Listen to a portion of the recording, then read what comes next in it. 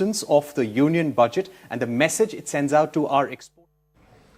All right, so the opposition has been saying that there isn't anything for whether it is poll-bound states or opposition-ruled states, as it were. I want to go across to one of the more articulate faces in the opposition, Congress MP from Thiruvananthapuram, Mr. Shashi Tharoor. Thank you very much, Mr. Tharoor, for speaking with us. Let's talk about Kerala, your home state. You've said there's hardly any mention of Kerala in the budget. There's a lot from rare earth corridors. Kerala is part of the rare earth corridor along with Tamil Nadu and Andhra Pradesh. There is sustainable turtle trails. There's some coconut promotion scheme as well. There seems to be a lot of mention about Kerala, notwithstanding the fact Kerala has actually only been mentioned in the first two, rare earths and the turtle trail. But I don't think you can find us applauding the turtle trail. There's a lot more substance we've been waiting for. After all, for example, for 15 years since the first budget of the BJP, 12 years, I beg your pardon, the BJP talked about giving an aims to Kerala. There's still no mention of doing so. They've announced the creation of All India Institutes of Ayurveda. They haven't promised one to Kerala, even though Kerala, more than any other part of India, has kept Ayurveda alive and flourishing.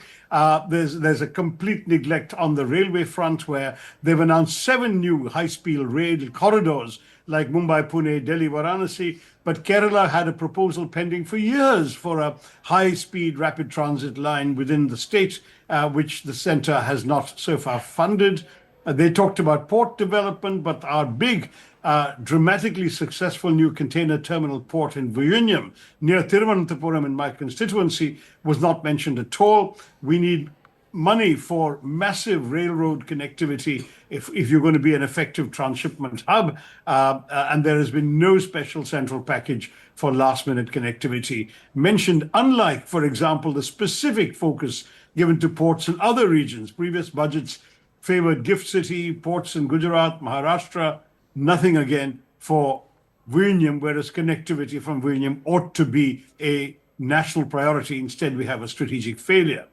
Coastal protection, nothing at all. I'm not finished. We're losing Indian territory to the sea every year. Bharat Mata's soil is going down the drain. If it had gone to China, we'd be screaming for a national defense mobilization. The sea is taking away our land, and the government can't be bothered. They say it's a state's problem. The state says they haven't got enough money. Centre can't be bothered. And the result is our coast is ignored. We've got a serious fiscal crisis in Kerala. The centre is indifferent to our pain. We have only 1.93% allocations from the central tax pool. It used to be 3.93 under UPA just 10 years ago. We're really in bad shape in Kerala. And across the board, you mentioned coconuts and cashews and so on. Correct. Kerala is not specified there. I mean, we're assuming we will benefit since we are the largest coconut producing state. Even the name Kerala comes from the coconut tree. But we'd like to see some specifics telling us what Kerala is going to get. We can't just live on assumptions that we're going to get it because it's about coconuts. How much are we going to get and for what exactly? Handlooms. We have our handloom industry that's in crisis. No mention of Kerala there. So one thing after another, I'm afraid. It's a budget for an invisible Kerala. We talked about incredible Kerala, incredible India, God's own country. We're invisible Kerala. We're certainly not this government's own country. But Mr. Tharoor, I want to talk about the rare earth corridor, because it's a huge thing. I mean, we've seen how China has weaponized rare earths, used it as leverage during trade negotiations and so on.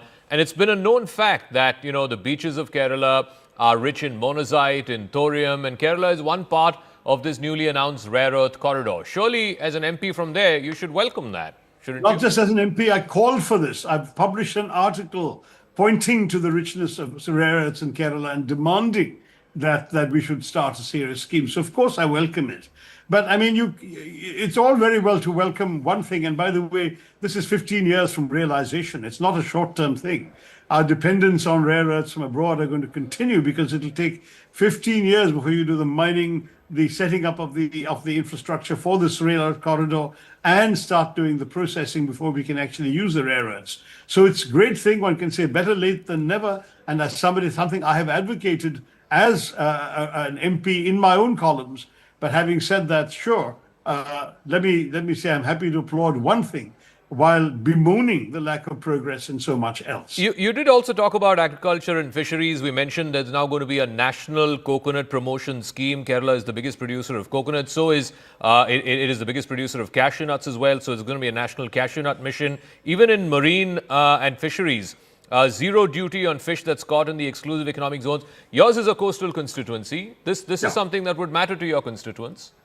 Yes, indeed. In fact, at the same time, we need some assistance to enable our fisher folk who are mainly living below the poverty line, are not running around in gigantic trawlers with ice boxes and so on to catch fish on the high seas and export them. I mean, I'm afraid we are looking still at much of the fishing community living in a subsistence economy.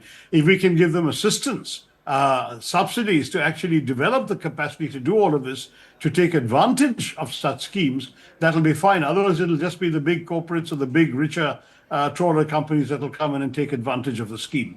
I live with the reality of the experiences of the coastal fishermen day after day. They are not exactly ripe to benefit from these larger schemes. But yes, let's help them. And if the government can extend its blue economy concept to helping the simple, ordinary fishermen, the machwara of yore, and actually giving them an opportunity to become 21st century fisher people, we might indeed boost our fishing exports through this budget provision. You also mentioned about center-state relations. Today, the Finance Minister mentioned in a speech that the centre has gone by the recommendation of the Finance Commission. 41% has been devolved to the states. So that was exactly what it was last time, and we already complained about it last time. So our complaints have not been heeded. The fact is, it's just 10 years ago, we were 3.93% of the central pool. We're now 1.93. That's a phenomenal drop. And Kerala is already in unsustainable levels of debt. It's spending a colossal, the majority of its budget goes on just two things: debt servicing and pensions. So how on earth can we promote development in our state? We are the invisible engine of the Indian economy, sending remittances in largest numbers to the country and boosting tourism. And yet we're missing from the budget priorities of the Finance Minister. It really is invisible Kerala here. One final word, and this is the big picture. The budget came at a time when there is external shocks because of the Trump tariffs. There is a supply side shocks because of China. Don't you think this budget has given sort of strategic direction when it comes to AI, rare earths, semiconductors, etc., the big picture? No, those are necessary, but they're not the whole story. For example, when we're giving an exemption for customs duties for drugs, but you're overlooking the fact that we're already importing over 70% of our active pharmaceutical ingredients in order to manufacture drugs, even the drugs, the generics that make us famous around the world as a pharmacy to the world. What are we doing about reducing dependence rather than facilitating more imports? You reduce customs duty in order to promote more imports. Is that the wisest way to go? You're talking about the big picture, Zaka. There's got to be a vision that accords with the principle of Atmanirbhar Bharat. Where is that self-reliance when you're actually promoting policies that are enhancing your dependence on China? That really worries me too. Okay, Mrs. Shashi Tharoor, thank you very much for joining us. Shashi Tharoor, there, four-time MP from Thiruvananthapuram, saying that it's an invisible Kerala as far as Union Budget 2026 is concerned. Quick break, but news and updates continue on the other side.